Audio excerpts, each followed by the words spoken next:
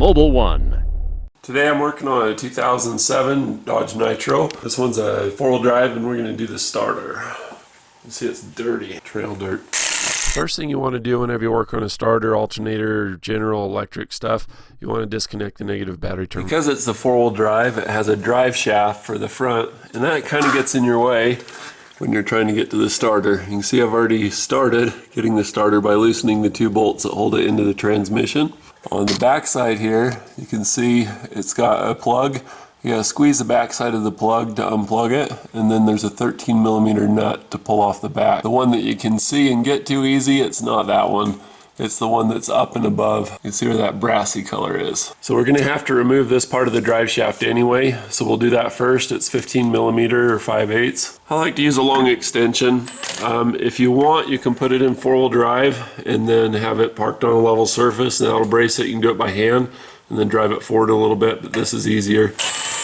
If you have it in two-wheel drive, you can grab the drive shaft and rotate it like this and access the bolts. Once the bolts are free, what I like to do is rotate it until you've got that little doghouse or hollow spot, and then put a pry bar in. There is potential to leak gear oil from this, so make sure to have a drain pan handy. This one's already been staged for convenience. Once you got that out of the way, you got a lot more room to work. You can actually squeeze and pull this thing off now. You actually kind of squeeze it in the middle, and that is this one back here, and there's kind of a square tang on it. So once you've cracked it free, there's not a lot of room for a wrench, but once you've cracked it free, you can take it off by hand the rest of the way. This is why we've removed the negative terminal on the battery, is we're going to take our pry bar and get it behind this little tang, tab, ring, whatever you want to call it. These don't come off easy, and the reason why is the cable is pushing this way, you're trying to push it that way, and it'll get crooked and bind. So if you can grab up behind it and kind of push and pull the cable from the back side, that's the secret, and you'll be able to get it out okay. From there, you just got to get the bolts out. The bottom bolt's pretty easy, it's just all right there. The top bolt's another story, and I've got a trick for you. This is what's known as an S wrench. It doesn't look like an S unless you turn it this way though. It's 15mm, it's a box wrench. And the reason why this is nice is that top bolt, there's a limit on the top. If you get into here with a ratchet, it won't work because the ratchet won't fit. You can crack it free with this. You can get it out the rest of the way by hand. If you hold the weight of the starter up like that, then you can get it to move more freely. Otherwise, the same thing, it just kind of hangs and binds, creates a lot of friction. With the starter unbolted, you can just pull it out like this, turn it, and I do the solenoid in the up position, kind of how it already is, and you can pull it out, no problem. You'll notice that the back side of this is not detached. They've got these really long skinny bolts that are easy to strip out, so I just leave it the way it is. So with the new one, you just, and this is the new one, I'm doing this for y'all's benefit, you just take it like this, slide it up in, turn it, and then what I do is I hold it up in place with one hand, and then get a bolt started. Basically just run it in as far as you can and it'll get it to hold in there. Let me show you once I've got it that way. There's a handful of ways to do this. There's no one right or wrong way, but a strategy that I've found that works pretty well.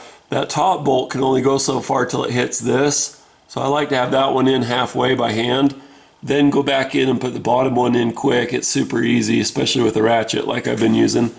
And then you go back and do the top one. And the reason why I do it the way I do is, as I said, there's a conflict with the top bolt, so you have to do that first anyway.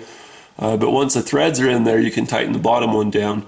If you just tighten the bottom one first, then you have conflict with the bolt. And the other thing is if you tighten it down and the holes don't line up perfect, or you don't at least have it started, it can cause a problem. Even if you don't have the top bolt in all the way, I just push this guy into place onto the bolt, and I can't see it either, so don't feel bad. Take the nut between my finger and my thumb.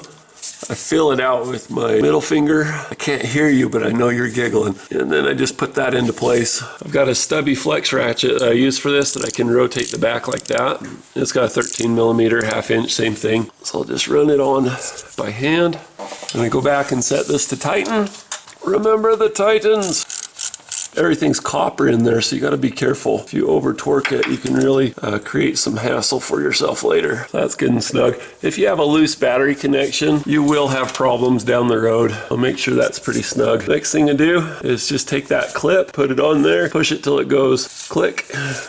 That's your signal wire that makes your starter come on. If you go to start the car and there's no response at all, chances are good that that wasn't put in good. Ergonomically, it's easier to go in with your left hand. Just your thumb and finger work better that way. If you're struggling and fighting with something, switch hands. Might help. You can see we've got that in there. I'll go back in and tighten it down with that S wrench. In theory, you could use a normal box wrench that's straight or slightly angled, but I found with the S wrench, sometimes you get better range of motion. Another good tool to have in your arsenal is these little gear wrenches that are stubby. So I'm using the exhaust as leverage to kind of push on, not the exhaust, the drive shaft, just kind of snug that up. So that's back in. That wasn't too hard, was it? So then we'll take the drive shaft, put it into place. I just kind of want to rock it, get it to line in there. Look at where my rust marks are, my witness marks. You can see how this is the same shape as that. Let's get them to match. That'll help me line up my bolt holes faster. So we got some blue Loctite on them. Let's tighten these in. Last thing you want to do is lose a drive shaft when you're climbing a hill somewhere, or you're in the sand or whatnot, and you will be stuck, which rhymes with something else that you will also be. I'm just going to walk this one in a little bit. I want to tighten these down in opposites. You see how that one's kind of snugged up, but then there's still a big gap here. So I want to close up the gap and then go back around and tighten them in opposites again. First, this one will go a little bit more. If you have two hands, you can hold the drive shaft from turning, and then you don't screw up your bolts like that. This one-handed mechanic stuff's for the birds, but hey, that's what I do. So where I'm running my extension, because I have exhaust and stuff here, I'm just running it down through here, give you kind of a macro view of it. All right, so I'll go back and torque those down off camera, but that is it. That's how this is done.